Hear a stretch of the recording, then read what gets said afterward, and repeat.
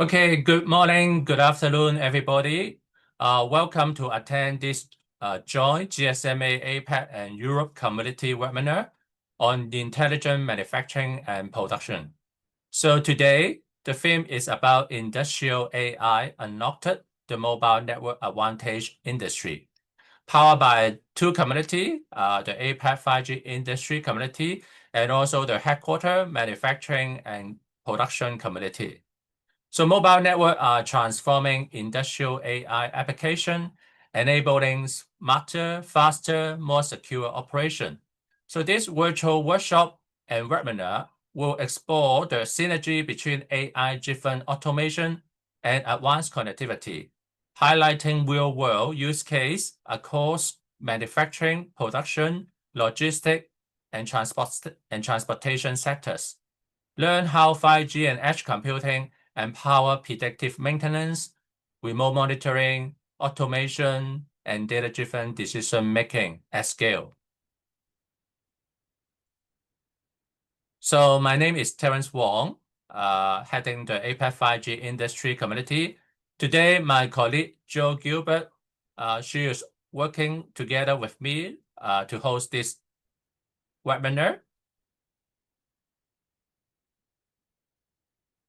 So we have a very good speaker from both APAC and Europe side. So after myself and Joe give you a quick introduction, we will have three presentations coming from Thailand, Indonesia, and also one from Europe. And then we have a panel discussion with our speaker also coming from both APAC and Europe, including some manufacturing company like Precicon, SI, LKH, Precicon, and then of course also Ericsson. So if you have any question, please post your question in the Q&A box, as our speaker will try to answer online or follow up offline. So just remind you, post the question in the Q&A boxes, okay? So just quickly recap about GSMA APAC 5G industry community. This is an open platform for collaboration. We already have 1,000 organizations from government, mobile operator, enterprise, and technology solution provider. So welcome to join the community as you can learn and explore opportunity, not only in the APAC market, but also beyond. We encourage collaboration. We work with national alliance in different markets in APAC country. And then we also work with global alliance experts in different industry, including manufacturing, automotive, public safety, healthcare, drone. So more than 200 digital pioneers actively contribute by sharing their best practice and experience in using 5G to drive different industry for digital transformation. Here, we have 5 industry interest groups at the top, you can see, covering from manufacturing up to healthcare, transportation, energy resources, and of course, smart city as well. So this community already produced more than 30 case studies across different industry and market. In last month, we just published 4 new case studies coming from Thailand AIS. So today, the speaker will also talk about this case, how to deploy 5G mmWave in a manufacturing facility for transformation at scale. And then we also have another speaker coming from Telkomsel in Indonesia. They already deploy 5G to support digital transformation in smart ports and logistics. For the other cases, you can also download from this QR code if you want to know more. So for the community, actually, we are very active in the past few years. So we already working on the next 12 activity, not just on 2025, but also on 2026. So one of the event next on 2 weeks later, which is the Digital Nation Summit in Jakarta, we will also covering the topic on 5G and AI for digital transformation in transportation and manufacturing. And then, of course, Joe will talk about more on MWC Barcelona. And then we also have Digital Nation Tokyo. There will be also topic on manufacturing and transportation. And then we also have a partner event. We're working with TCCA on April, which is a physical event at Hong Kong, talking about critical communication for public safety, energy, and utility sector. So welcome to join the community. So I think for community, actually, it is free for access our resources and of course, join some of our community activity. Of course, we are very happy to raise your profile and showcase opportunity and business matching opportunity as long as you are really the digital pioneer and driving the digital transformation with the technology. So welcome to join us. Now, let me pass to Joe, who will talk about the GSMA connected manufacturing and production. Let me share the right to Joe. Over to you, Joe. That's great. Thanks, Terence. I think I have that. And just give it a second. So yes, thanks so much. So Terence, yeah, your group focusing on the APAC region and the broad activities is really great to hear about. And it's great that every year we get together in November to do this joint event where we share our experiences across, well, specifically Europe in this case, and also APAC. So I look after the connected manufacturing and production community at the GSMA, and as you mentioned, that has more of a global focus and more of a focus on manufacturing and production. So we don't cover the healthcare topic like you do, but we do look at things like manufacturing, ports, mining, kind of the industrial side of things.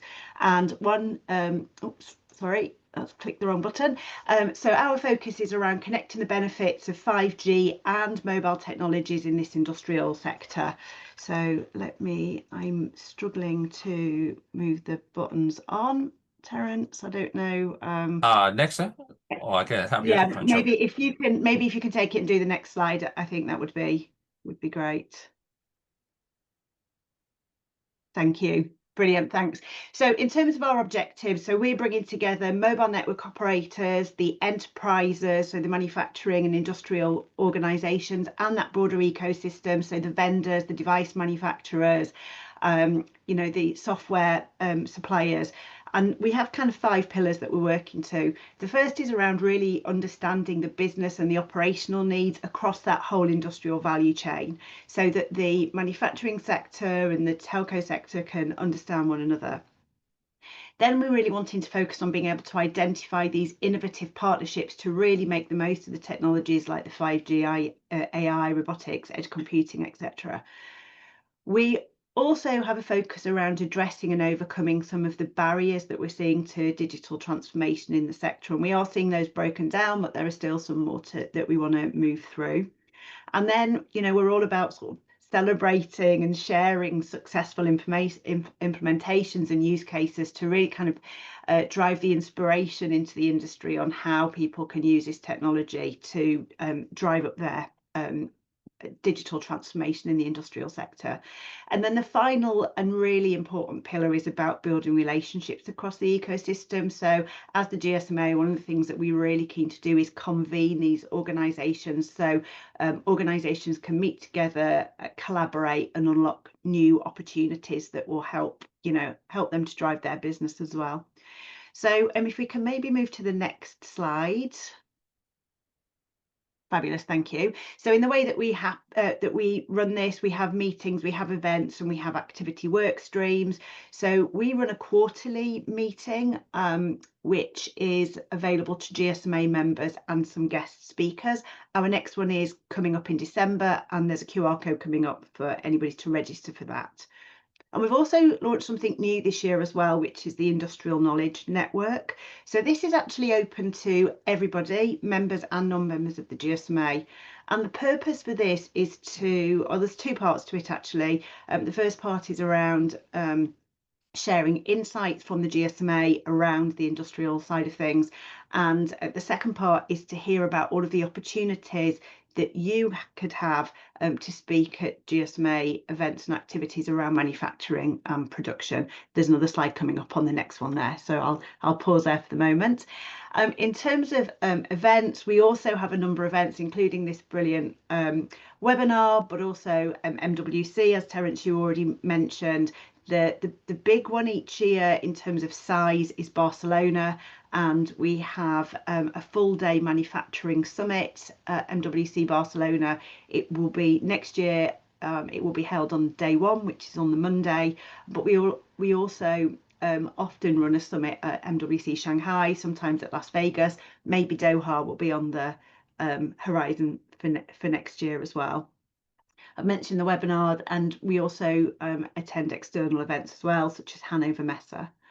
And then the final kind of element in terms of what we do in the Connect to Manufacturing and Production is work on particular work stream activities. So this is an opportunity for us to bring together specialists from our membership organisations to work on a particular topic. So for example, this year we've done a couple of papers around network APIs.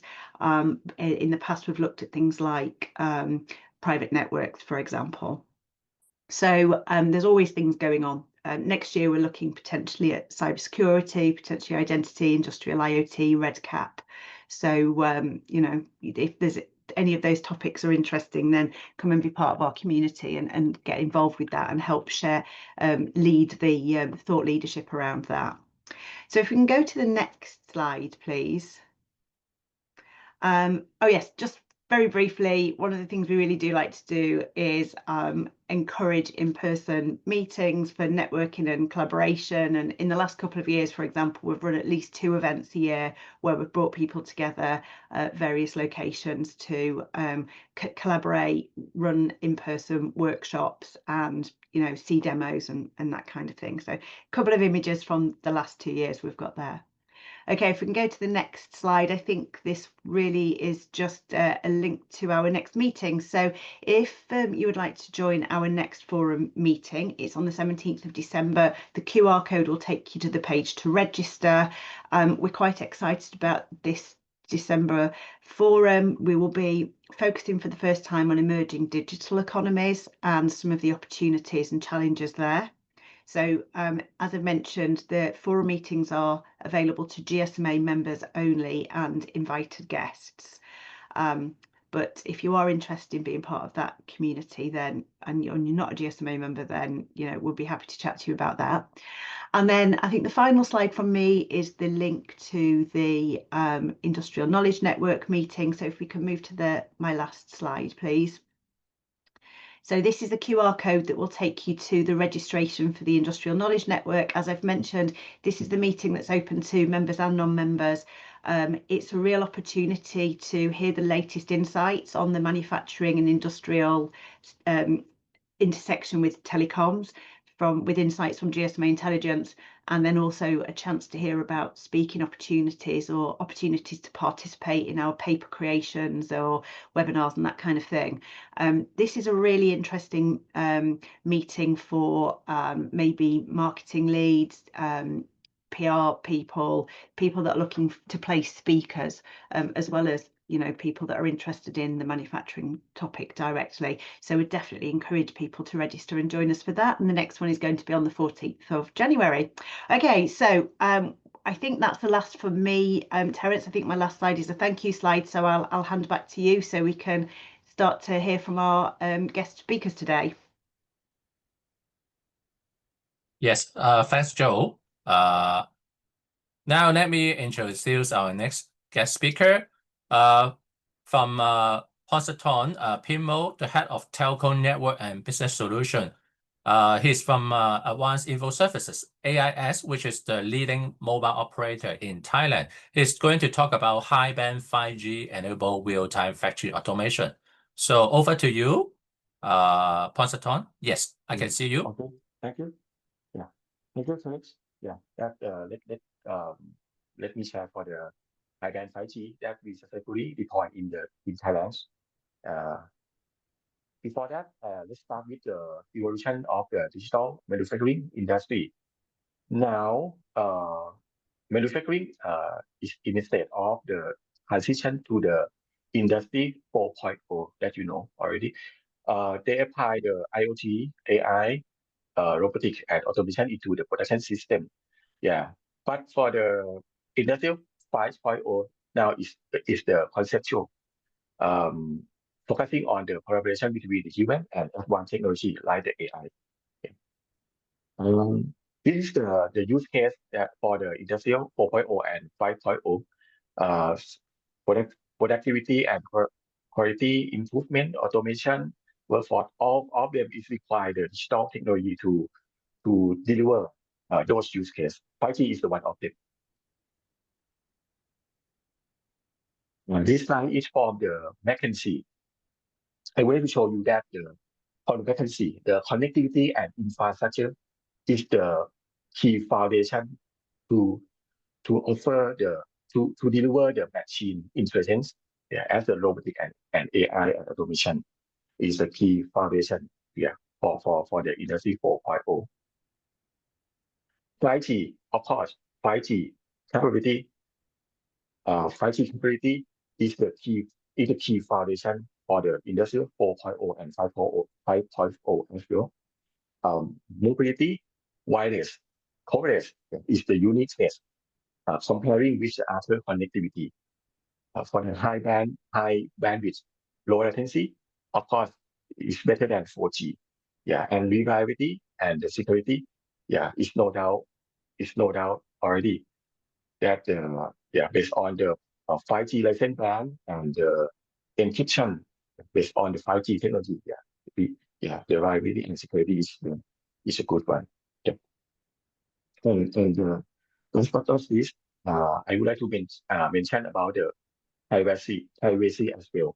And for the 5G capability, we also successfully deployed the 5G dedicated private network in the customer factory as well.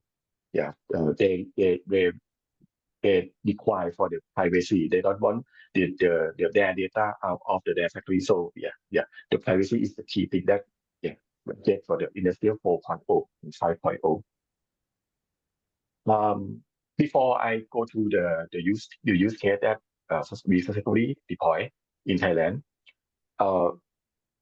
AIS have the various 5G frequency band from the low band to the high band. So based on this capacity of AIS, so we can offer the various network solution regarding the customer demand and budget. For the 5G high band mmWave, we successfully deploy for the industrial network. As Ariane Grandi is our customer. Let's see the video.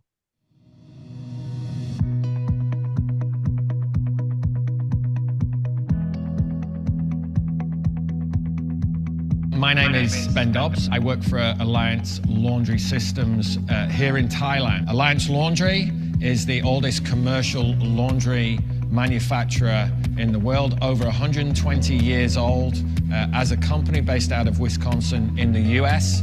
And we manufacture premium commercial laundry solutions for the globe. And as the world leading manufacturer of commercial laundry equipment, Alliance Laundry is continually producing advanced technological solutions, innovative solutions, and energy efficient commercial laundry equipment. So our manufacturing facility here in Thailand over the last 4 to 5 years has been in a process of implementing smart manufacturing, or manufacturing 4.0. This is a process of really making live data available to our management team, to our leaders in our manufacturing facility. This allows us as a team to make instant decisions that are accurate, both improving and making more efficient manufacturing, which gives us a better product for our customers in a quicker lead time. And so we selected AIS to be our business partner here in our Thailand manufacturing facility since 2018 at the start of our construction. Using their mobile phone service, we've gotten reliable communication in both domestic and overseas. We're also using 5G mmWave internet technology, guaranteed speed, and this provides a high-performing wireless internet, ensuring that all of our more than 300 devices are always online, connected to our global system effectively.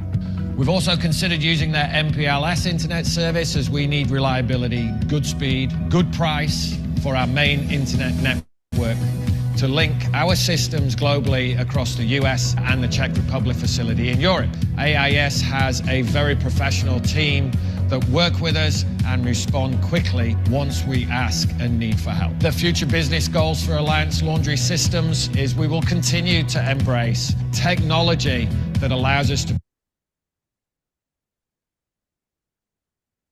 produce technological solutions both at our manufacturing level with smart manufacturing, but at our product level with sustainable solutions, providing our customers with energy efficiency, their capability to grow as a business throughout the region.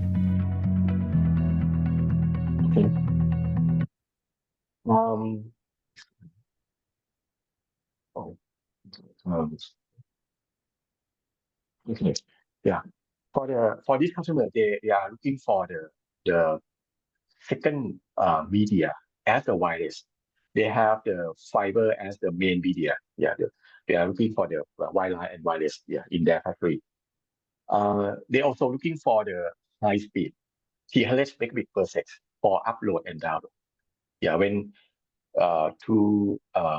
to use for the AI, CCTV AI regarding the safety detection and also the AGV in their factory. When we see the very high speed 300 megabit per second for upload, so we decide to use the 5G mmWave to provide the solution regarding their requirements. This is the high level topology. Yeah. As I mentioned, the first media they use the fiber lead line, and the second media they're looking for the wireless, with the high speed, and they run the active redundancy. This is the 5G mmWave installation. We use the outdoor mmWave cell site, and we also for the CPE installation in the customer site. We also use the outdoor CPE. The run offsite between the CPE and the mmWave cell site is necessary. Yeah, and also we implement the parabolic antenna at the CPE site, to increase the signal strength. Yeah, because the mmWave band is the signal strength is quite important. This is a site survey also required to deliver the service to the customer. We, as I mentioned, we use the mmWave cell site outdoor echo cell, and the engineering team site survey and they show the throughput, based on the various location. You can see that if in the distance is short, so the throughput is good. But if the distance is far from the cell site, the throughput is the lower. So the customer decide to select the number 3 for the CPE installation. This one I would like to show that not only the 5G high band that can deliver the use case in the industrial 4.0, the mid band can also enable the industrial automation as well. Let's see the video for this case. ที่ SCG เราเชื่อในการสร้างอนาคตที่ธุรกิจและสิ่งแวดล้อมที่ยั่งยืนเดินควบคู่ไปกับการสร้างสรรค์นวัตกรรมด้วยความร่วมมือกับ AIS ผู้ให้บริการโครงสร้างพื้นฐานดิจิทัลชั้นนำสู่การสร้างนวัตกรรมระบบขนส่งยานยนต์ไร้คนขับอัจฉริยะขับเคลื่อนด้วยเทคโนโลยี 5G ที่จะมาช่วยพลิกโฉมอุตสาหกรรมในประเทศไทยให้ก้าวไปอีกขั้นการรับส่งข้อมูลแบบเรียลไทม์และการประมวลผลที่แม่นยำผ่านเครือข่าย 5G ทำให้รถบรรทุกเครื่องยนต์ไฟฟ้าไร้คนขับขับเคลื่อนไปข้างหน้าได้อย่างราบรื่นตามทิศทางและแผนงานที่กำหนด ทุกความเคลื่อนไหวสามารถติดตามและใช้ประกอบการตัดสินใจให้เกิดประสิทธิภาพสูงสุดด้วยระบบการจัดการขนส่งอัจฉริยะหรือ Intelligent Dispatching System การทำเหมืองจะปลอดภัยขึ้นทันสมัยขึ้นและมีประสิทธิภาพมากกว่าเดิม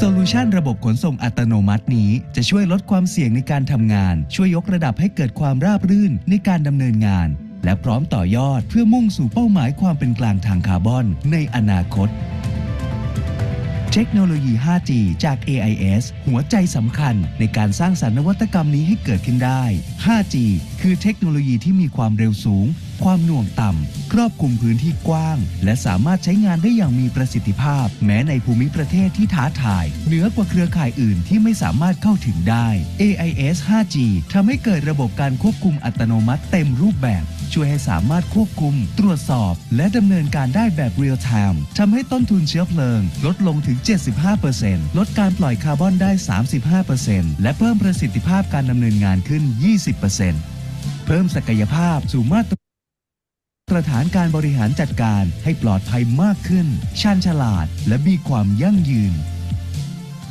SCG และ AIS ร่วมสร้างอนาคตที่เป็นมิตรต่อสิ่งแวดล้อมและยั่งยืนไปด้วยกัน This is the smart mining use case that we successfully deploy in the real operation of customer.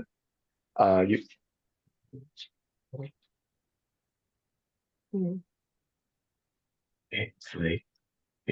One more. Oh, sorry. Okay. The use case is automation EV trucks and the remote control excavator. That's require the low latency. We prove that is work smoothly with the 5G. For the customer the benefit, you can see in this video already. The better productivity on the trucks utilization, cost saving from the unmanned and the fuel consumption saving. Yeah, that's all. That's all my slide today. Thank you. Yeah, thank you, Panaton. I think it's a very good presentation on how 5G on both high band and mid band being used to support various sectors. It's very interesting. So there are some questions on the Q&A boxes to you. So I just remind the attendants, if you have question, you can put the question to the Q&A boxes, and the speaker and the assistant will try to answer you online. If not enough time, then we can also follow up offline. So now let me introduce the next speaker.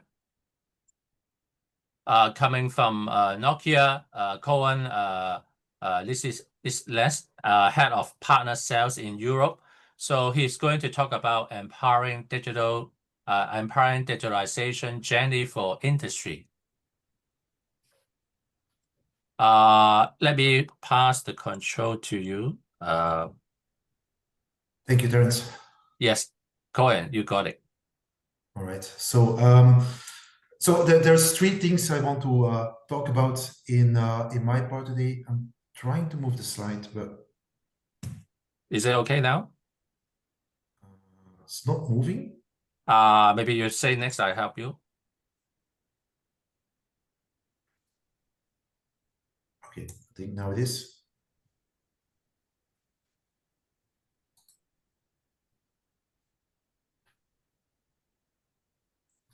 Yeah, I see your mouse moving. Yes. Yes. All right. So as I said, three parts. So first, I want to touch on what are the main drivers for industry customers in their digitalization journey. And then I want to go down in what are the use cases today that we see for our customers. Bear in mind that I will be talking today only about real-world use cases, so things that we have actually implemented with live customers. And then to make that concrete, I will end with three case studies on three different customers that have implemented these use cases. And I'll also share a lot of data points in terms of ROI that customers have achieved by implementing these use cases. So let's try it again. All right, it's working now. So as you can see on this slide, some of the main drivers for industry customers, some of course are very generic also to other verticals like cost reductions. Others are more specific like environment, like workforce transformation, and so on. Interestingly enough, we've seen really an acceleration of the adoption of these use cases in the last 2 years. So where before that, customers were more in a trial mode and setting up the network and testing what they can do, we now really see more and more live deployments of interesting applications that are providing these business benefits. And to back that up with some data here, this comes from a report, a survey actually by Global Data done earlier this year. At the end of the presentation, I'll share with you the link so you can get the full report for yourself. They've done this survey, by the way, for a few consecutive years. So we are getting quite consistent information with what has been responded in previous years. And the first conclusion that jumps to the eye is that almost all customers see a positive ROI within the first 2 years. 87% sees the ROI even within 1 year, right? So that's quite impressive. The rest of the slide, how you should read it, is of those respondents that have implemented the use case, for instance, of increased worker collaboration. 86% has seen an improvement of at least 10% in that domain. So these are the 6 areas where we see most traction for the moment, and where customers are indeed being able to measure these business benefits, which is important because that helps other customers on their journey to make these decisions and help them make their business case. And obviously, a forum like today, I think, is very important to share this kind of successes across the industry. Now, let me move down a bit more into those use cases and make them more concrete. And starting for this part with a chemical plant. I know it's quite a busy slide, so I'm not going to go through all the blocks here, but these are then typically the use cases that we see as relevant for a customer in that sector. Again, some of these use cases might be common with other verticals, but we see the same type of challenges arising with these customers at the same time of use cases where they're really interested for. And I'll start now an animated video to zoom into some of those for, again, a chemical plant type of environment, and then guide you through what is then the underlying solution and the products that allows us to really put this in place. Again, these are real-world applications and help the customer get that positive return.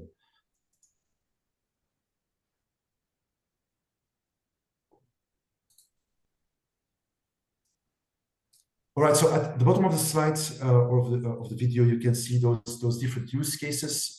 We will start with worker safety as one. Trying to post a slide here. All right. So worker safety is a quite broad domain, and it is composed of different solution areas, which should now pop up at the right side of the slide. So see there are critical communications, geopositioning, situational awareness, etc. So we'll go through some of them as an example. Critical communications, so this is allowing workers to use push-to-talk, push-to-video, or messaging to either call for help or assist with any workers that get in a dangerous situation. Next, geopositioning, of course, is extremely important to be able to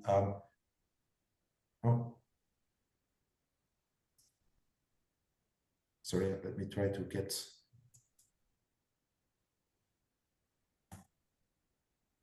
the video back where we were.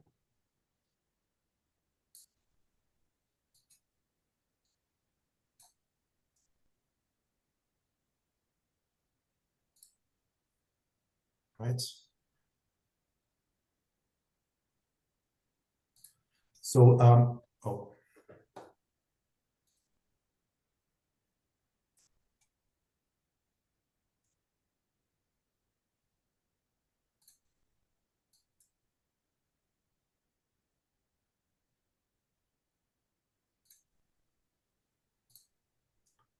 All right, so hopefully now it stays. Geopositioning, it's really important, is of course to identify at all times where workers are on a plant, but also this allows to identify dangerous areas, put geofencing in place, and then connect this with alerts to make sure that workers are warned either not to go in certain areas or to warn the control room that certain people have accessed zones where they shouldn't be going into. Lone worker protection and man-down support.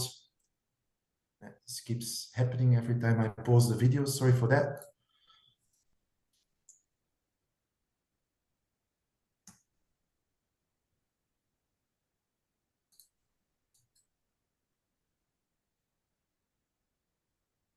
Let me see if I can click through a bit.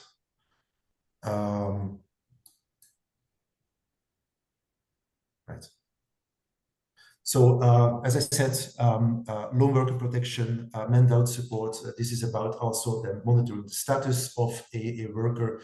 That can be using biometric data, can also be using specific data coming from devices like gyroscopes, etc., to detect whether they have been in some kind of a shockwave or are lying down on the floor. And again, then triggering alerts and calling for an intervention.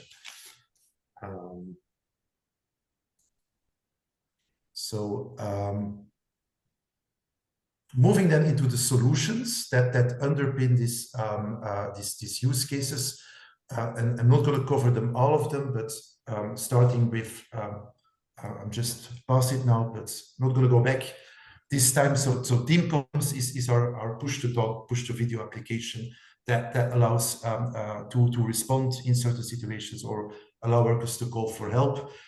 This is one of many applications. Now, we don't deliver all applications. That's not our ambition. We do deliver some of them to make sure that we have the use cases in place, but we work as well with ecosystem partners to complement that.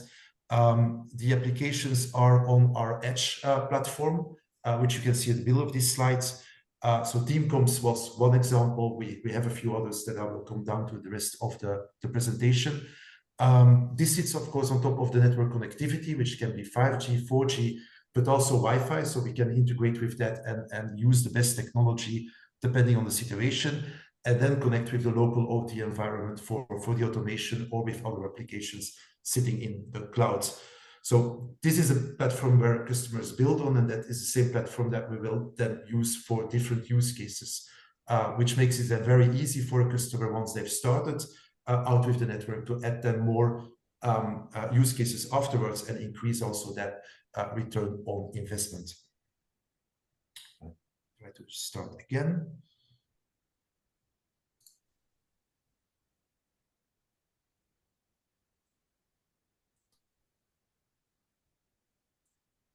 Right, so going to a second example, again, still for a chemical plant, that would be augmented worker. So there are, again, different solutions underpinning that, which can be providing data depending on the context, allowing, for instance, workers to do preventive maintenance. It can also be providing them with remote support. For instance, a more experienced colleague can then assist them with certain complex operations. That person can be sitting in a central control room, could also be sitting somewhere in a different place, even a different site in the world. If then I move to the next example of use cases, that would be a mining operation is of course fundamentally different than a chemical plant. I won't go in too much detail here, but of course we've seen the video in the previous presentation, and I also have a case study at the very end of the presentation. So we'll go into some of the use cases more relevant to our mining customers. So I think I've covered the platform. Maybe one more application I would like to very quickly touch on is Nokia MX Context. So, and this is about using sensor fusion and powered with AI, making sure that we combine data available from different sources, different assets. Again, here focused on worker safety. So as said, location is extremely important. Obviously, we can do positioning based on the network, but we can also combine this with data from other sources like GPS to come to a very accurate positioning of every worker at every time. As I said, it's about monitoring status of workers using different data to make sure that they are not in a difficult situation. It's combining that with data coming from sensors. For instance, if we know that in a certain area of a chemical plant there has been a gas leak, that can be automatically linked with who is in that area using the location to make sure that we can send them messages to these workers and then in the next step provide assistance if necessary. So like I said before, these are our live applications that we now have installed with different customers where we are now seeing also the benefits.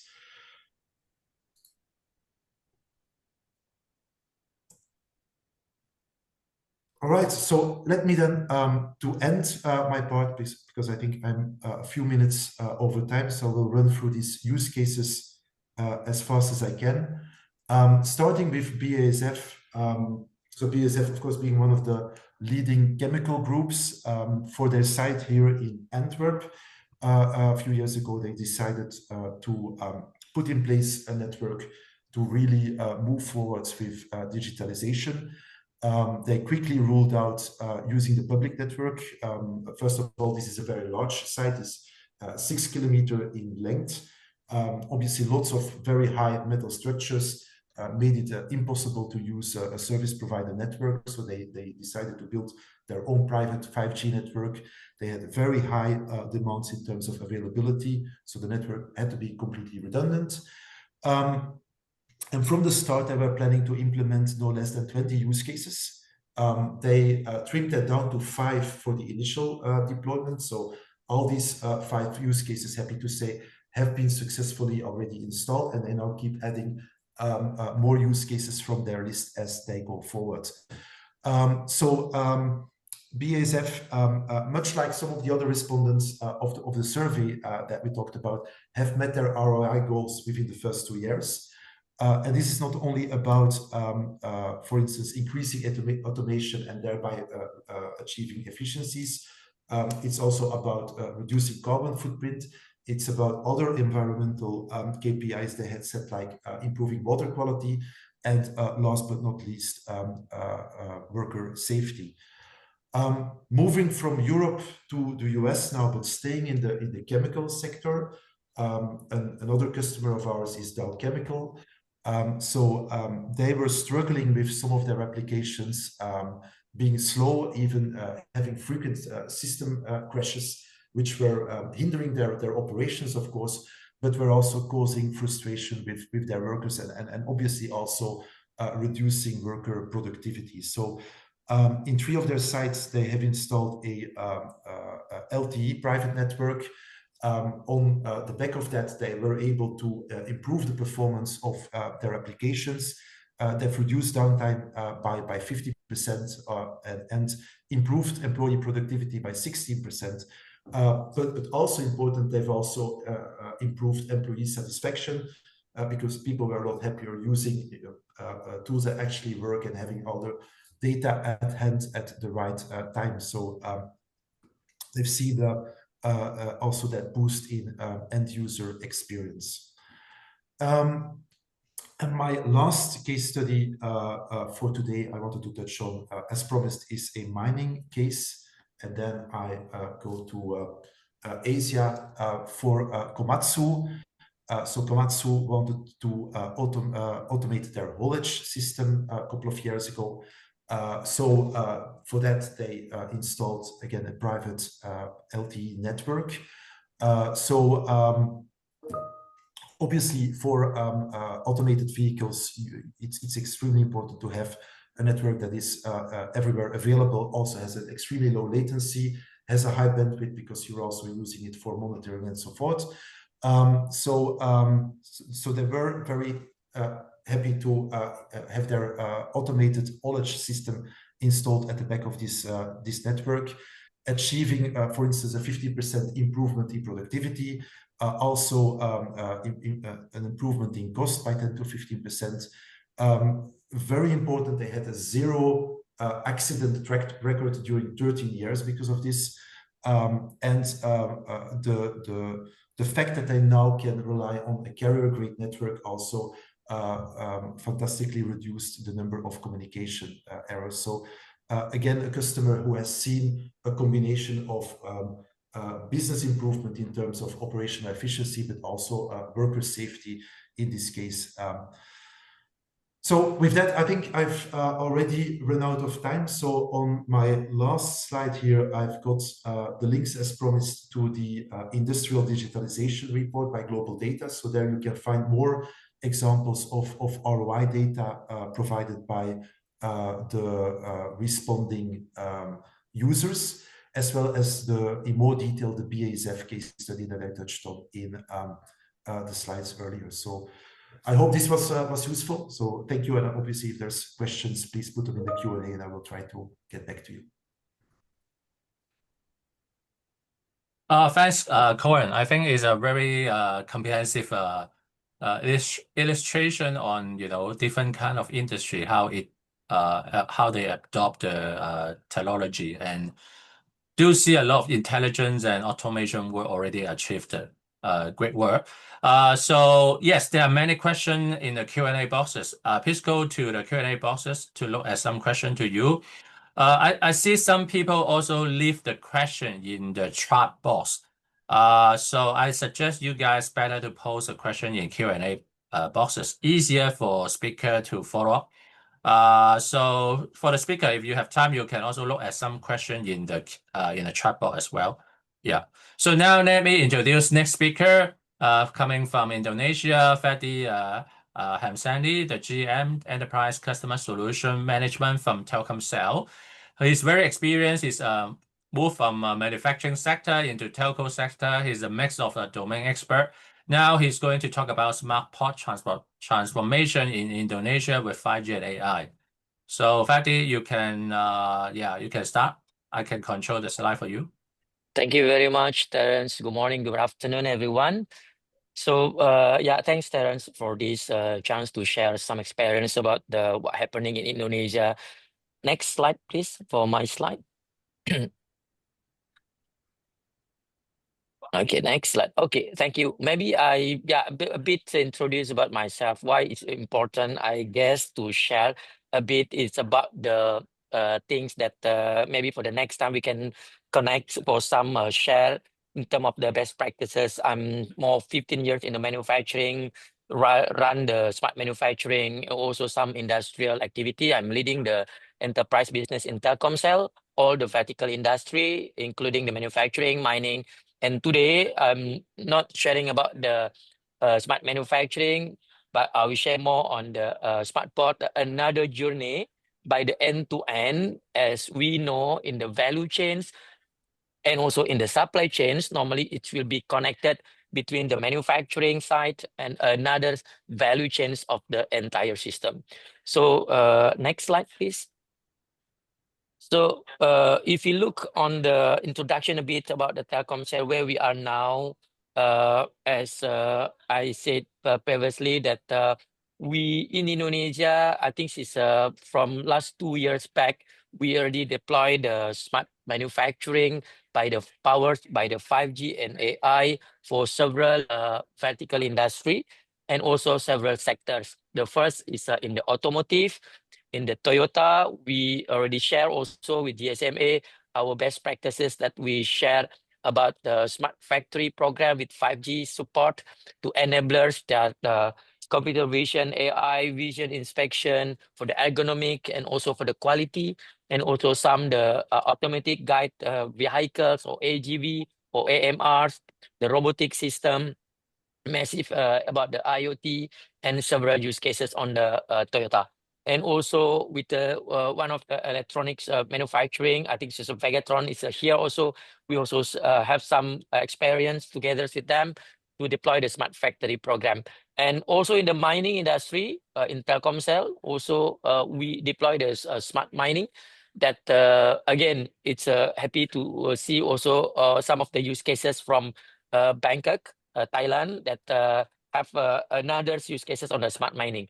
So that's a Telkomsel that we start to adopt more and more AI in our use cases, which is we understand very well that with this AI adoption, it will be pushing more as a use case the utilization of the 5G. Next slide, please. Next slide. Okay, so I think we agree, all of us agree that now we need to moving forward, not only on the connectivity, but focus more on the data, and we push ourselves become a platform for innovation. So where we move forward in Indonesia perspective today, we start to push on the last 2 years back, more and more the 5G adoption, not only for the B2C, but also for the B2B. And we combine between the B2B and the B2C utilization on the 5G. And of course, we try to convergence between the IoT and the AI on our networks and our use cases, utilize the cloud, rising more, giving more beneficial of the latency and also the high reliability. Next. So if you look on where is the drivers coming from, of course, before I go to share about our use cases on the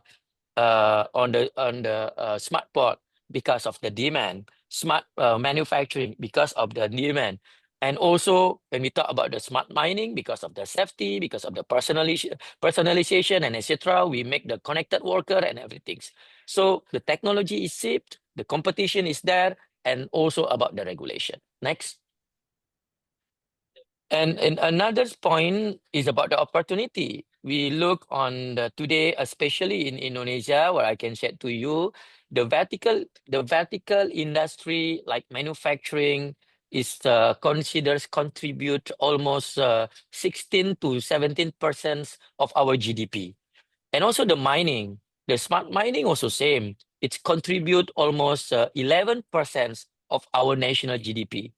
And why I share today about the smart port, when we talk about smart mining, when we talk about the smart mining and also the smart manufacturing, it will be connect with the smart port.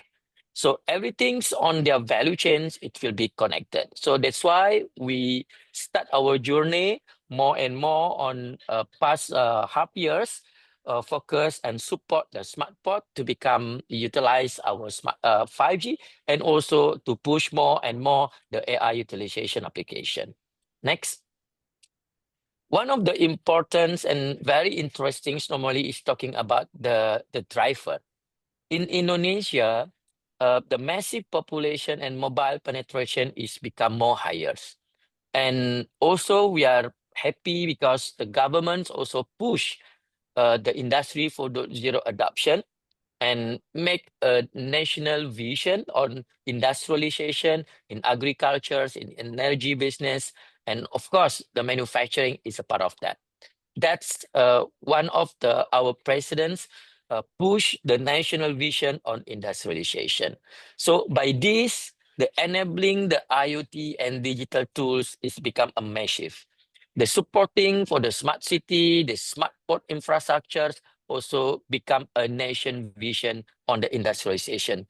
That's why the building the 5G use cases in the smart manufacturing, smart mining, which is a Telkomsel already deployed for several customers on that. And now we are ours on the journey to push on the smart port and the next step also on the smart healthcare.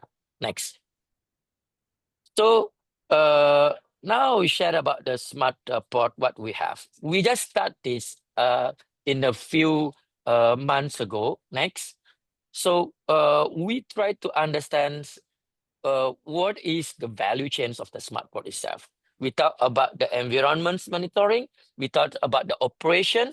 We talk about the asset management. We try to categorize where they are. And we try to identify what is the technology can support. And of course, we need to understand what is their pain point. We talk about the connectivity, the private network, which is 4G or 5G, the IoT, sensors, big data, cloud, AI, and cybersecurity. Next slide. So by our team in Telkomsel, in my team, especially for the solution engineering and solution architect, we try to understand an overall of the port operation process.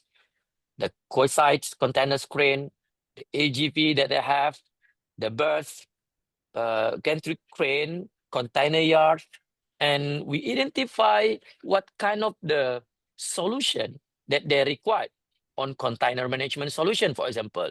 They require to do the automate container identification, the real-time containers location for the tracking, the remote, and also the containers damage inspection. A few weeks ago, I have a discussion also with the authorities, the port authority. They required about the damage inspection, which is again, the AI will be deployed there and the latency is required and the 5G is one of the enablers. Asset management solution, the connected workforce, which is we already success on the mining industry. We will replicate and copy paste this also on the port, smart port use case and smart port project. Next. So what is their challenge? In Indonesia, especially for the port in Indonesia, we understood that 52% of the terminals operators see the improving yard operation is a key. And we see on all the numbers on the right side, 70% talking about the terminals operators, how and why and how they want to do the optimization. They believe their assets need to be monitored to make it more optimized. That's also their challenge. So by all these kind of things, at this journey, I can say to you that we still not can fulfill all the solution yet, because honestly speaking, we are still on the journey. We try to put our hand on decreasing the cost, the port congest solution, and also the equipment filer turntime solution. We focus on that, what we can do on the vessel and truck. We try to monitor their asset. We try to put some of the predictive maintenance. On the another point, we try to see the operators. They try to see the all the assets that come and go from the port itself. So again, use cases now on the journey. We are moving forward to look on where is the beneficial for our customers. Next. So from what we understand and what we did in Indonesia, we start to make a journey by the capability to give a data. So we talk with our customers, and the first stage, we need to build the capability for port to take the data, what we call data generation. What we will use, of course, we use the IoT, we use the real-time tracking their vehicle, real-time asset tracking, and etc. For what? To collect the data. When we have the data, we will do the decision making. What we will do, what we will use. We use the AI, we make a predictive logistic optimization, the driver, the cargo analytic, and etc. It's a part of our journey. What is the next step and what we did, what we do together with our customers? The connected worker with the smart glass, the smart wearable devices, on top our connectivity, augmented reality, and of course also some of the collaborative robot is there. And the next journey, the ultimate is the autonomous vehicle. Again, the autonomous crane, digital twin that we have done in the mining industry and the manufacturing industry. We will copy paste this also, connect to their terminal operation system, what we call the TOS for the port management. Next. So how Telkomsel support smart port in Indonesia. Next. In our experience, we try to categorize by these 3 points. The first one, of course, our core, connectivity and infra. We talk about the private network, 5G, network infra, public and 5G, and also the mobile edge computing. On the AIoT, the AGV on top of that we have an experience for that in manufacturing and also in mining, for the fleet management, the field control management, the waste management, the asset tracking that we already experienced, run all this solution on top of the 5G on the smart manufacturing and the smart mining. And of course, we also push on the digital services and the platform, on the security, the analytic platform, utilize the CCTV with AI and etc. Next. So that's 3 main pillars that we try to push on the smart port on our journey today, based on our experience that we deploy the 5G in the manufacturing and the mining. We try to connect all the use cases on top of our private network 5G in Indonesia. Next. So where is our solution and what we deliver to the customers on the smart port? Intang is the solution to enable all the tank monitoring solution for the asset inventory in the shipyard or in the port. The fleet management is to utilize the fleet management system from the command centers, and also for all the truck or all the vehicle that monitoring on the area of the port itself. The smart wearable we use to monitor the workers, not only to track the workers in terms of the location, geofence, but also to monitoring the health of the employee itself. Because some of the user customers, they're required to do that. The IoT analytics, the touch to talk that running on top of the 5G, the IoT drone that they want to make some surveillance, the smart visions, computer vision AI, and energy management using our IoT environment. Next. So that's the use cases that today we deployed in the smart port. The facial recognition, the containers detection and the plate numbers detection for the vehicle on the entry gates, and the 5G AR assistant for their remote assistance for some of the use cases, and deep level sensors, the IoT fleet, and the smart dashboard on top of the 5G as a part of the digital twin that connected and integrate all the use cases. Next. So there's several cases. I think it's quite sometimes in several use cases we know already how the face recognition running not only on top of the 5G but also on top of the 4G. I think that's something that's happened quite sometimes already. Next slide. And also we use also the plate vehicle and containers detection, which is the customers required to know not only the counting, but they want to understand which suppliers, which vendor, which stakeholder that come an entry on the area of the port and etc. So some data inside that I cannot share to the audience here that required from the customers on top of the computer vision CCTV AI that we are running on the customer smart port. Next. So if I can summarize on the where we put this solution as a part of the ecosystem, end-to-end ecosystem. We already have the smart factory with 5G in our customers. We have an experience also on the mining. Now we start to push a journey on the smart port. The use cases is there, video surveillance for the analytics, the drone surveillance, and also combination of the wastewater management, the integrated remote operation or the command centers, and also the fleet management, the connected workers, and the AGV for several use cases that running on top of our private network 5G. So we try to combine, we try to learn, we try to make it is as ours end-to-end industrial ecosystem best practices. Next. I think that's what we can share today. And we are very happy to collaborate with all the stakeholders, the partners, the users, and share what we did in Indonesia. It's a part of the journey. I'm not saying we've done all, but now we start to push more and more best practices, learn from what we have done, and try to replicate from another vertical industry use cases to another vertical industry use cases, because normally they still same. They want to get a productivity, they want to get a efficiency, they want to get a sustainability. So that's our core, and we are willing to collaborate with all the stakeholders. Thank you very much. Back to you, Terence.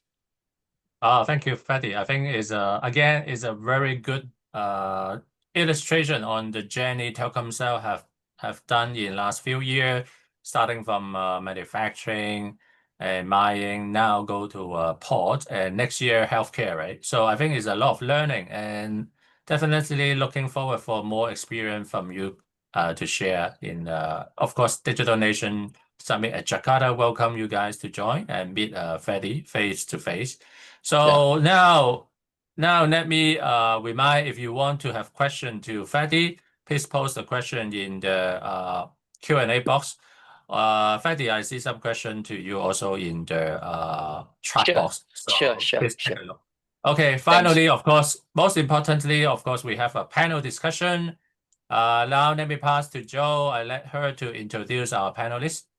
So by the way, if you want to connect to the speaker and the panelists, I share the LinkedIn connection there. You can connect them. Over to you, Joe.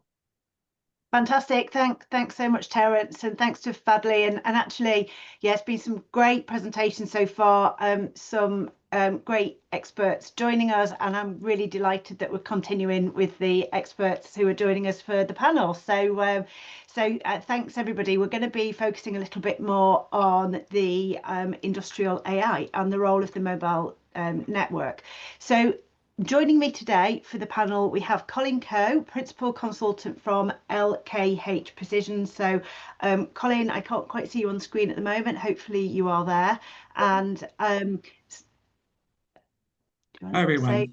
Hi, great. So fabulous, I can see you now, Colin. So Colin, you have a number of years experience in the manufacturing sector, particularly around Southeast Asia, and are also actually an author of a number of books around smart manufacturing and industrial AI. So we're delighted for you to join us. We also have Jayant Mokhi on the line. So Jayant is the AVP and Country Manager for Pegatron Electronics. So Pegatron, obviously a top tier manufacturer, also with a 5G smart factory deployed. And Pegatron are also a supplier of 5G networks. So experience from Jayant on both sides. And you've disappeared off the screen now, actually, Jayant, but I know that you're there. So hello. Hello everyone. Hi there. And last but not least, we've got Todd Ashton. So Todd is Vice President and Head of Enterprise and Mission Critical at Ericsson.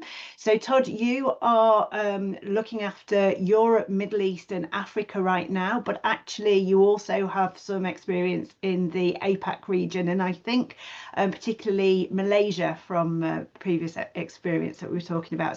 So welcome everybody. So without further ado, let's get cracking straight onto the questions. We've got about 23 minutes left of the session. So I wanted to start first of all by just setting the scene around the manufacturing realities and readiness. I mean, we've heard some great stuff today around that whole industrial sector and how manufacturing is making use of 5G and AI. But Colin, if I could come to you first, could you sort of set the scene? You probably want to build actually on what we've already heard today, but how is manufacturing evolving in the APAC region, especially when we're thinking about connectivity and AI? Okay, I think the manufacturing has been quite active in APAC area, right? I think you know that, for instance, the first country who do a lot of these manufacturing activities, the Korean, Japanese, Taiwan, and Southeast Asia. I think we are catching up. So I think Singapore have been invest in a lot of industrial policies. So since 1960, we restart our manufacturing from a very low-end manufacturing, and we move to the mid-end. Basically, our cost is getting higher, and I think recently we also have to move even higher. So we are moving into advanced manufacturing. So we have a policies that in a way that we still need to maintain our GDP components of the manufacturing I think all the less, more or less, I think the last 30 years, we have about 20% of the manufacturing actually contribute to our GDP, and we still want to maintain that. So even though you know that Singapore is such a small country, so the only thing we need to move into is to capture the high-end manufacturing, high-value, high-end manufacturing, just to maintain that components. So I think this is what happened. Of course, we are also looking at work with a lot of these Southeast Asia countries to ensure that we have a regional supply chain, because Singapore can only do some of the activities. So we need to work with other countries. For instance, certain plant in Singapore will be outsourced to Malaysia, Thailand, Indonesia, and even Vietnam. So this is what happened in terms of the manufacturing. So I was involved in the manufacturing ecosystem since 1980. So I have seen through some up and down in terms of the technology as well as the so-called the technology adoptions in various countries. So that is the situation now. So basically, I think that moving forward, as you know, that the AI is getting a very strong push. So I call it industrial AI, right? So industrial AI is not new. Actually, we've been using industrial AI, or we call it classical AI in the manufacturing for the last 30 years. But with this new AI coming out from the generative AI and also the agentic AI, we are seeing more and more applications. But you know that the AI need a lot of data. So the traditional IoT, using the traditional, for instance, the network, cable network, Wi-Fi, and this Zigbee, some of this technology are still useful. But if you want to move into very high speed, able to connect very low latency and real-time data, I think this is where the 5G will come in very nicely. Yeah. Mm-hmm. Great. Yeah, thanks for that. I think it's really interesting to see that there's still a lot of opportunity to, great strides being made in terms of the digital transformation, but still an awful lot of opportunity, and then a chance to bring in, these, as you're saying, these new types of AI that are consuming a lot of our thoughts right now. So Todd, maybe I could go to you then from the European perspective, even though I guess you probably have a view from both sides, but how is what we're seeing in the APAC region comparing to what you're seeing in terms of this digital transformation in the manufacturing and industrial sector in Europe, or even actually Europe, Middle East and Africa, perhaps, which is your whole area? Yeah. No, I think there's definitely some regional differences. For example, when it comes down to how much mid-band penetration we have in every market. So you can imagine Africa's relatively low. Middle East has done very well. Of course, it's not a front runner in mid-band like India might be, where I think we could probably see quite a bit of manufacturing. And then Europe has done quite a good job there. But then we see in general a little bit more, I mean, factories for sure and manufacturing, but I think we see a lot more interest when it comes to ports, oil and gas, and then a number of critical infrastructure areas where we see big projects. I mean, rail, there's two big projects, one for Europe and there's another one from India through GCC and into Europe. So I think that's just different depending on, what are the key things for the infrastructure. Like we were hearing from Telkomsel, the whole logistics chain is a really important area in terms of reducing the amount of time it takes to get goods, for example, to Europe, and the role the Middle East can play there. So, I mean, I think it's normal. There's some regional differences. I would fully expect, with my experience in Malaysia and the area around Penang there, that we would have a lot of interest in trying to make those manufacturing areas more efficient. Yeah, and I think this is exactly why we love to bring this session every November, where we share the experiences across the two regions, because I think there's lots of opportunity to spark, ideas really on how different parts of the world are approaching challenges. But I am encouraged. I am encouraged. I mean, for example, we recently started a project with Airbus for two of the plants in Europe. So I mean, I think we see this coming step by step in a lot of areas. Yeah, it's exciting to see. Fantastic. So you mentioned India there as well, Jayant. I know India is your country manager for India over at Precicon. Yes. So I just maybe though, I mean, please do talk to the Indian story, but actually, you know, regardless of the region, you have some significant experience in deploying these 5G solutions in and private networks in factories. What is the common challenge that you're seeing? So we've kind of talked about the differences, but what commonalities have you seen in terms of challenges that we can address? Thank you, Joe. It says India for me, but I do handle customers from Europe all the way to Southeast Asia, including if opportunities in Middle East as well. So, but I am based in India. So having said that, yes, we do. And Park Fadli did mention about Pegatron in his presentation. And yes, we have done a smart factory together with Telkomsel in Batam, Indonesia.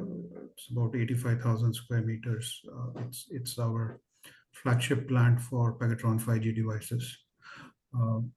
Some of the things that we see common challenge, you know, what we look at, I would say first and foremost, this is not a public network, right? So I think use cases and use cases drive this. What problems or what challenges is the industry or any given industry is trying to solve?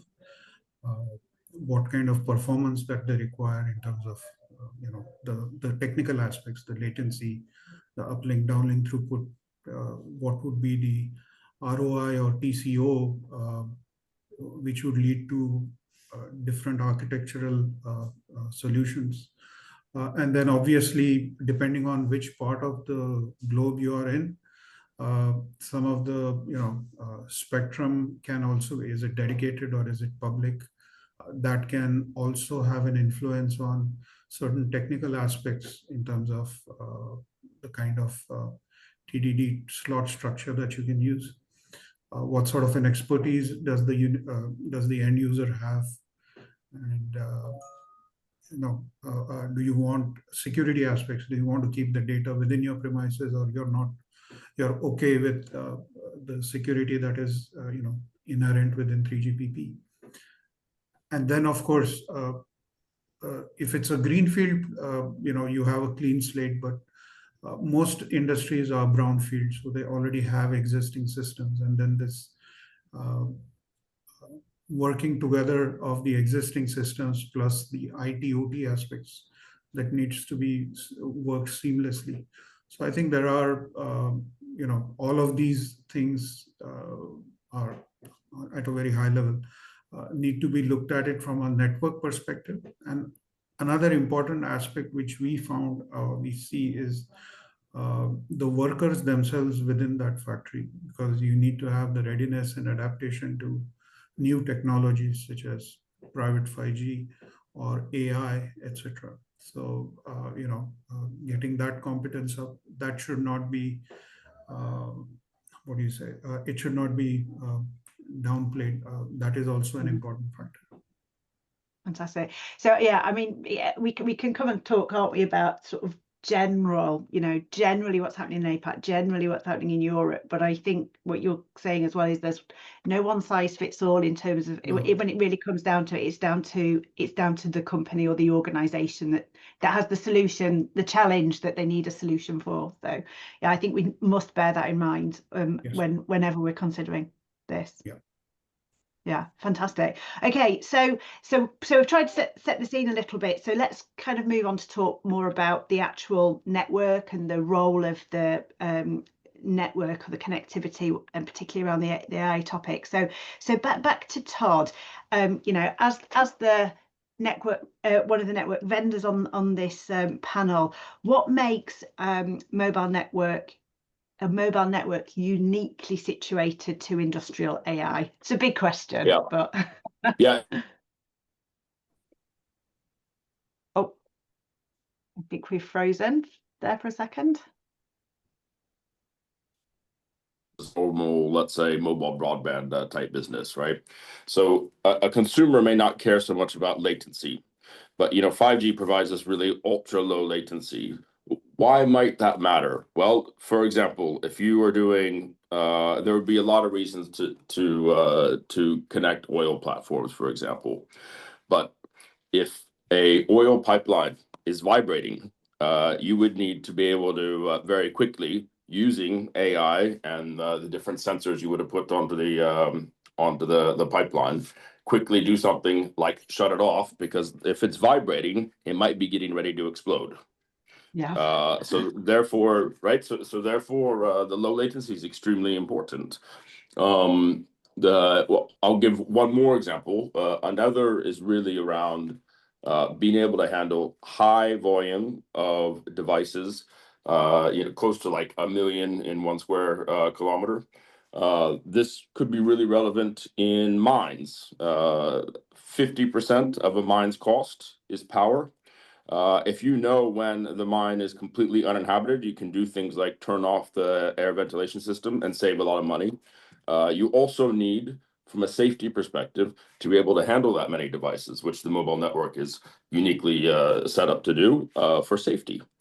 Because sometimes it's dark down there and people get run over. And I mean, that's one of the biggest problems that mines face is that sort of personal safety. So those are just some examples, Joe. I guess I could go on forever, but to give a flavor. We could use the whole session just talking about that. Yeah. Thanks for that.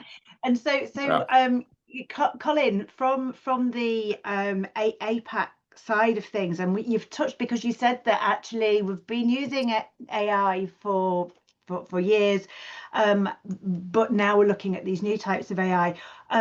In terms of the capabilities that Todd was just talking about, where are you seeing the most activity is probably the best way to phrase that in the APAC region around the AI topics. Okay, I think the one of the issue that in the past, when people using so-called traditional AI or classical AI, all these are actually embedded into the machines, right?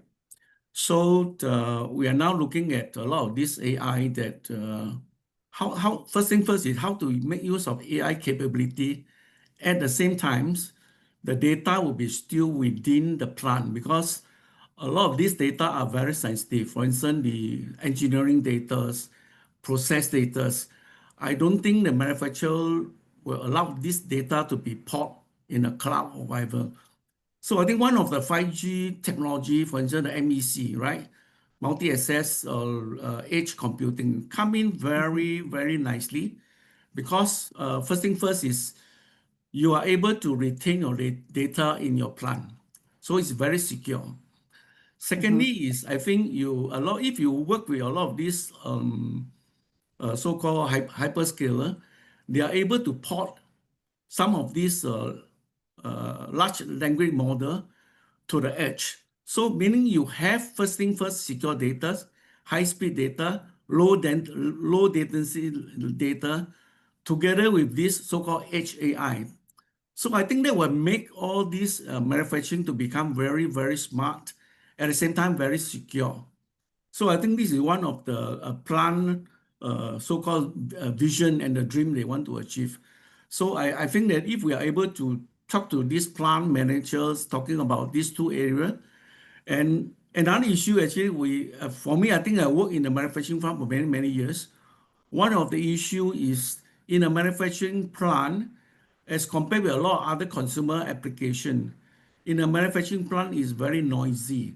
When I say noisy, meaning a lot of this so-called electromagnetic noise that generated by all this heavy industry actually disrupt a lot of this wireless technology. For instance, a lot of this Wi-Fi, it doesn't work in the factory because it's just so noisy that the Wi-Fi signal cannot get through. So if we look at our 5G, I think 5G, we have embedded a lot of this algorithm that allow this communication to actually still able to communicate at very high speed and high volumes without loss. I think this is one of the very key features of why people are looking at 5G. So to me, I think this is very a few very important key features that this 5G can bring into the factory floor. So as I said, I think factory floor is very, very noisy. So how to ensure that your communication, your cybersecurities, your data are able to send through from point to point. I think this is one of the features that if we are able to talk to the plant managers or the owner of the factory, I think they will realize that I think 5G is not just, like what you say, you're able to see video, you're able to sort of send some of these graphic things like that.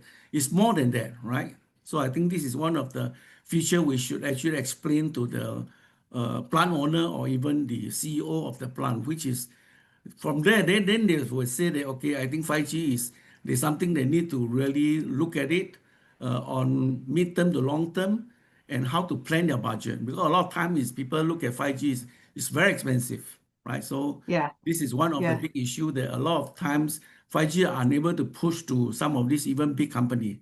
We don't even mention about the SME, which is a very resource constraint. Absolutely. And I think, understanding the return on investment and the total cost of ownership and the investment up front, I think is a little bit around understanding that, isn't it? I think we'll come back to that, hopefully, if we'll have time. But before we do that, I'd like to go to Jayant to ask you for your sort of specific experience. So having deployed 5G in factories, what have you seen? I know that Precicon is using some AI data-driven solutions. So what kind of things are you seeing that's being supported by that 5G network? So for us, as I said, in Batam, Indonesia, we have this trifecta of three things. One is the devices which we manufacture, so 5G camera. You have the 5G network that's deployed there. That's again from us. And then you have the AI servers, again, designed, manufactured by Precicon, and the AI applications that run on it for our factories are done by our AI division. And what we have, so that's like a trifecta that we have. And there what we have seen, because we do electronics manufacturing, there is a lot of delicate manual work that requires, sometimes you have machines, at times you have a delicate manual work as well. So you need to get, the sooner you catch you troubleshoot any issue, at the source, the better it is to catch it then and there and fix it. So with 5G camera and then this AI application which runs off servers which are deployed in the factory and they're not on the cloud, we have seen improvements in faster troubleshooting on production line, no stoppage of production line. You get an instantaneous feedback to the production teams. There's a constant quality control. That's one aspect. Second aspect, obviously, and this has been covered both by Fadli and the colleague from Nokia on surveillance. And there are so many applications that you do with camera and especially 5G camera, let's say in this case, with AI. So you do have things like authorization through facial recognition, restricted area movement, safety gear recognition, and also monitoring hazardous materials in industry. It's one of the applications that we have done for a deployment in Taiwan. It's a petroleum plant, oil unloading, unloading process, etc. So so we have seen practical applications and seen the benefits of using these components together. Fantastic. It's great to hear. I'm watching the time, and we are coming close to the end of the time. I think we might have an extra minute or two, but maybe if I can go to sort of wrapping up. I think one of the things that we know, I mean, I've seen reports that are telling me that many manufacturing and industrial organizations are very interested in deploying AI. But what that means, we don't know too much beyond that interest. So maybe if I can go to a last question that can help wrap up this session. What advice or what one thing should a manufacturer do tomorrow if they wanted to get started with, I'm going to say AI, but how about a digital transformation that's using AI technologies? So I'm going to ask that of all three people. So who would like to go first with that? Okay, maybe I go first. Go for it. Yeah, I think the Singapore realized these problems many years back when German tried to push the Industry 4.0. It sounds very good strategy, but a lot of times SME don't know how to do it. So Singapore government, we have actually invested a couple of millions to develop a framework. We call it a series, Smart Industry Readiness Index. So this series framework inside, there's one component. There are actually three components. One is process, people, process, and technology. So under technology, there are another three components, which is automations, connectivity, and intelligence. So intelligent, we are referring to the AI. We found that a lot of SME, without a framework, they are very difficult to understand how to put all this technology together. So in fact, we train a pool of the so-called series assessors to go to the industry to show them the framework. In fact, they can use the framework to do their own self-assessment.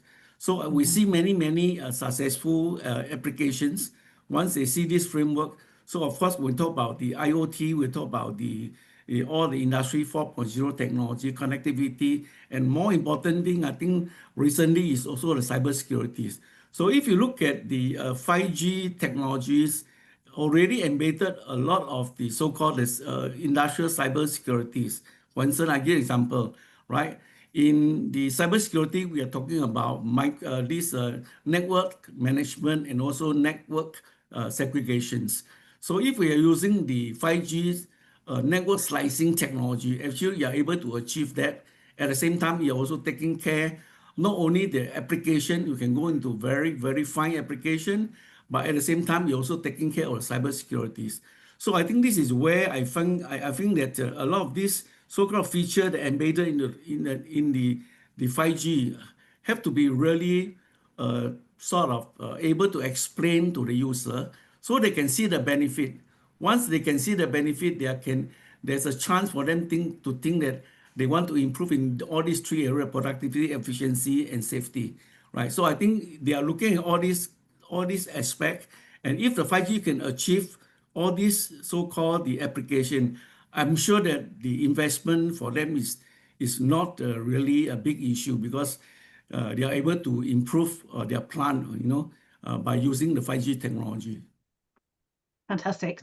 Thanks for that, Colin. So sort of at a country level, supporting the knowledge sharing for the industry to grow confidence in what could be possible for them, and giving a framework to help them to assess where they are and get to where they could be. Brilliant. Thank you so much for that. Who would like to go next? Todd, your thoughts? I can say something quick. I mean, I think start now, ask for help, make it business driven, not IT driven. So you go after the low hanging fruit. Yeah. And then demystify what AI really is. It's not about removing jobs; it's making jobs better and then making businesses more competitive. I think if you do that, you will get somewhere quickly. Yeah. Fantastic. Thanks, Todd. Thank you for that. And Jayant. I concur with both Colin and Todd. And to me, I think they should, whichever company in whatever stage of manufacturing they are, they should look at what are the key issues, challenges they have today, or that they expect as they grow in the next 12 to 15 months. And can this private 5G and AI help them solve them, and who can help them? Because I think, it's at the end of it, it's a matter of helping to solve them a problem that they require this. So, yeah. Fantastic. Yeah, it should be a business decision and not a technology decision. No, exactly. Not a technology push. Try and find the solution to the problem that you're trying to solve. Fabulous. Yeah. Wonderful. Thank you. As always, we could have spent the whole 90 minutes just chatting about this subject, but thank you so much, everybody, for your time. And thank you to Colin, Todd, and Jay for joining. Much appreciated. Thank you also to thank you so much, guys. You have joined us today. Thank you. Thank you very much. Thank you. Yeah. Can we? I think we can log out now, right? Yes, I think thank you again for everyone. I do see still some question in the chat box or the Q&A button, but I will share this question and your contact to the speaker, and then let them follow up with you in the offline mode. Thank you very much. Looking forward to see you guys face to face in Barcelona or Jakarta on December. Thank you. Thank you very much. Bye. Thank you. Thank you, Thanks, everybody. bye. Bye-bye. Bye-bye.